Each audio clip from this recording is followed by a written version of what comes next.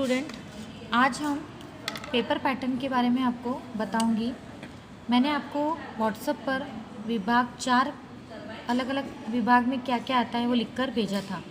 पहला विभाग है आपका गद्य का, दूसरा विभाग है आपका पद्य का, तीसरा विभाग है आपका व्याकरण का और चौथा विभाग है आपका उपयोजित लेखन या फिर रचना विभाग कहा जाता है। तो पहला जो है गद्य। अब गद्य में क्या आता है, आपके पाठ के जो पाठ हैं उस पाठ के पैराग्राफ दिया रहता है और उसके क्वेश्चन यहाँ दिए हुए रहते हैं। तो इस पैराग्राफ में से इस क्वेश्चन के आंसर को ढूंढकर लिखना है। तो ये पैराग्राफ ऐसा दिया है।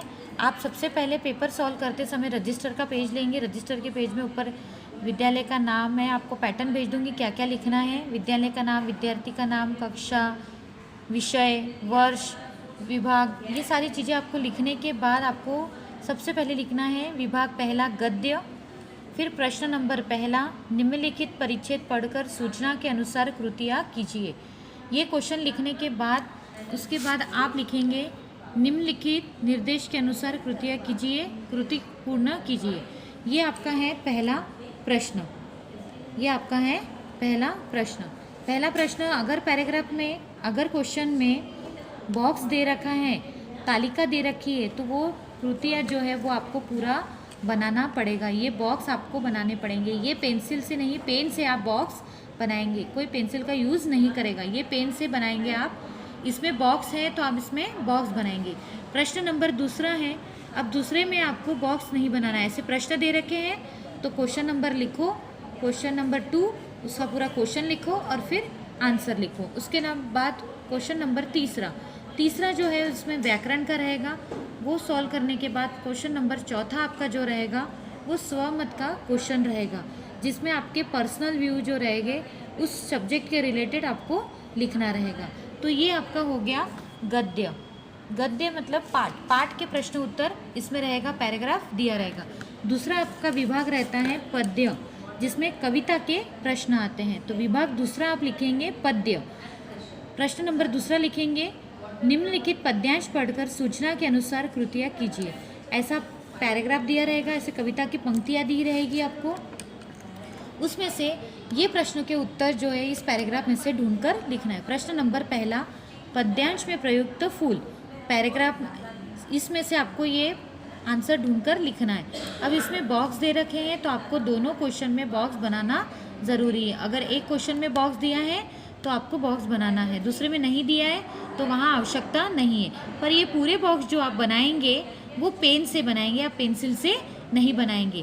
और जैसे ही आपका क्वेश्चन ख़त्म होता है, आंसर लिखना हो जाता है आपका, उसके बाद आप लाइन खींचेंगे। एक प्रॉपरली आपको पेपर सॉल्व करना है। पेपर आपको अच्छे हैंडराइटिंग में सॉल्व करना है और पेपर में जैसे आपका क्वेश्चन लिखने के बाद आंसर लिखना हो जाता है, आपको एक लाइन खींच देना है, एक लाइन ड्रॉ करके रख देना है। उसके बाद दूसरा क्वेश्चन स्टार्ट करना है। ये आपका हो गया पद्य का। इसके पश्चात आएगा आपके पद्य के ये दो प्रश्न लिखने के बाद व्याकरण का। उसके बाद आएगा स्वमत, पर्सनल व्यू के ऊपर।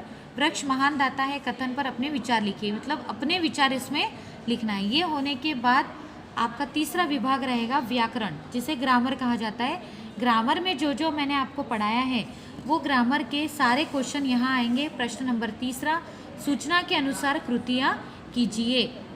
ये क्वेश्चन लिखने के बाद जो क्वेश्चन आएंगे वो क्वेश्चन लिखते जाओ, प्रश्न यहाँ लिखते जाओ और उसके आंसर लिखते जाओ। जैसे ही आपके यहाँ व्याकरण सॉल्व हो जाता है, इसके पश्चात आता है आपका उपयोजित लेखन। उसे दूसरा कहा जाता है रचना विभाग। क्या कहा जाता है? रचना विभाग, जिसमें रचना विभाग में आपको आता है पत्र, निबंध, कहानी, वृत्तांत, विज्ञापन, गद्य आकलन। ये सभी जो है वो आपका आता है रचना विभाग में। तो इसमें से कोई भी आपको 2 पूछे जाएंगे, 2 में से कोई भी आपको एक लिखना रहेगा। जैसे उसमें उदाहरण के तौर पर यहाँ ली गए निम्नलिखित विषय पर पत्र लेखन कीजिए। अब इसमें पत्र और निबंध दिया है तो ये दोनों लिखना है। अगर अथवा दे रखा है तो अथवा में दोनों में से आपको एक लिखना है। तो या तो पत्र आ सकता है, या फिर निबंध आ सकता है, या फिर कहानी आ सकती है, या फिर वृत्तांत या विज्ञापन, या फिर गद्य आकलन। मैंने गद्य आकलन और पत्र जो है यूट्यूब पर उमाशंकर की जो वेबसाइट बनी हुई है उस पर इसको एक्सप्लेन किया हुआ है, तो ये आप देख सकते हैं। इस तरह से ये आपके 4 विभाग होंगे। हर विभाग को लिखते समय, सॉल्व करते समय आपको ऊपर विभाग लिखना है और बॉक्स बनाना है। जैसे अगर आप गद्य सॉल्व कर रहे हैं तो विभाग पहला गद्य और उसको बॉक्स बनाएंगे, और ये पूरा सॉल्व करने के बाद फिर विभाग दूसरा, फिर ये पूरा सॉल्व करने के बाद फिर आएगा आपका विभाग तीसरा, ये पूरा सॉल्व करने के बाद आपका आएगा विभाग चौथा। ये पूरा सॉल्व आपको करना है। इस प्रकार पेपर का ये पैटर्न रहेगा।